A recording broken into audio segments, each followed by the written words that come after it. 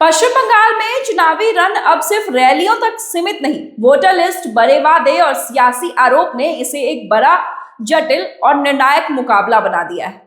सवाल सीधा है, क्या 27 लाख वोटरों का गायब होना चुनाव का गेम चेंजर बनेगा? सबसे पहले बात उस मुद्दे की जिसने पूरे चुनावी परिदृश्य को हिला दिया है। मतदाता सूची में बड़ा बदलाव हुआ है।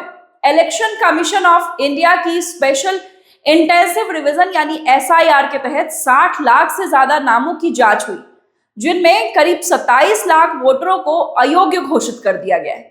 राज्य का कुल वोटर बेस अब लगभग 6.7 करोड़ रह गया है। लेकिन असली सवाल तो संख्या का नहीं है, बल्कि लोकेशन का है कि ये नाम आखिर कटे कहां से। मुर्शिदाबाद, नॉर्थ 24 परगना, मालदा, नदिया और दक्षिण 24 परगना जैसे जिलों में बड़े पैमाने पर नाम हटाए गए। ये वो क्षेत्र है जो पारंपरिक रूप से टीएमसी के मजबूत गढ़ माने जाते हैं। लेकिन तस्वीर का दूसरा पहलू भी उतना ही अहम है। नदिया और नॉर्थ 24 परगना के मथुआ बहुल इलाके में भी बड़ी संख्या में नाम हटाए गए हैं, जहां भारतीय जनता पार्टी ने हाल के ही वर्षों में अपनी पकड़ मजबूत की है। तो क्या यह कार्रवाई किसी एक पार्टी को नुकसान पहुंचा रही है, या फिर यह दोनों के वोट बैंक में साइलेंट शिफ्ट ला रही है? सियासी बयानबाजी में आग में घी डालने का काम किया है अभिषेक बैनर्जी ने। उन्होंने साफ कहा कि अगर टीएमसी सत्ता में लौटती है तो सभी हटाए गए नाम दोबारा जोड़े जाएंगे। उन्होंने सवाल उठाया कि क्या इतने बड़े पैमाने पर सभी लघु घुसपैठिए थे। दूसरी ओर अमित शाह ने चुनावी मंच से बड़ा दांव खेलते हुए वादा कर दिया। उन्होंने कहा कि बीजेपी अगर सत्ता में आई तो 6 महीने के भीतर यूनिफॉर्म सिविल कोड यानी यूसीसी बंगाल में लागू होगा। साथ ही घुसपैठ और मवेशी तस्करी पर सख्त कार्रवाई की बात भी कही गई है। अब सवाल ये है कि क्या यह चुनाव विकास बनाम पहचान की लड़ाई बन चुका है? इसी बीच प्रधानमंत्री नरेंद्र मोदी के लगातार दौरे इस चुनाव की गंभीरता को और बढ़ा रहे हैं। कटवा, जंगीपुर और कुशमंडी जैसी जगहों पर रैलियां कर बीजेपी ने साफ संकेत दिया है कि वह इस बार कोई कसर नहीं छोड़ना चाहती है। वहीं ममता बनर्जी की अगुवाई में टीएमसी भी अपनी जमीन बचाने के लिए पूरी ताकत झोंक रही है।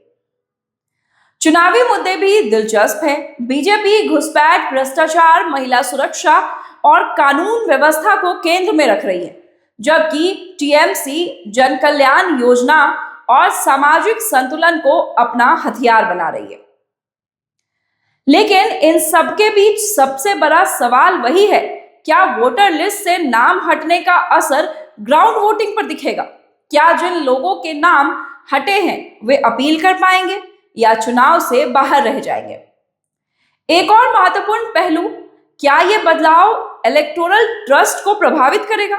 क्योंकि लोकतंत्र की नींव ही मतदाता पर टिकी होती है। अगर वोटर ही लिस्ट से बाहर हो जाएं, तो चुनाव की वैधता पर सवाल उठना तो तय है। राजनीतिक विश्लेषकों का यह मानना है कि यह चुनाव सीधा नहीं है, बल्कि लेयर्ड बैटल बन चुका है, जहां हर आंकड़ा, हर बयान और हर रैली एक बड़े नैरेटिव का हिस्सा है। 23 और 29 अप्रैल को होने वाले मतदान और 4 मई को आने वाले नतीजे सिर्फ सरकार तय नहीं करेंगे, बल्कि यह भी बताएंगे कि क्या बंगाल की जनता वोटर लिस्ट विवाद और चुनावी वादों के बीच किसे ज्यादा भरोसेमंद मानती है। अंत में सवाल वही है कि क्या यह चुनाव मुद्दों पर लड़ा जाएगा या फिर पहचान और आंकड़ों की राजनीति इसे दिशा देगी। और सबसे बड़ा सवाल, क्या 27 लाख वोटरों की कहानी सत्ता का फैसला लिखेगी? आपकी क्या राय है? आपको क्या लगता है, बंगाल चुनाव में सबसे महत्वपूर्ण मुद्दा कौन सा होना चाहिए? हमें कमेंट करके जरूर बताएं। वीडियो पसंद आया हो तो वीडियो को लाइक करें, शेयर करें। देखते रहें नवचेतना टाइम्स। नमस्कार।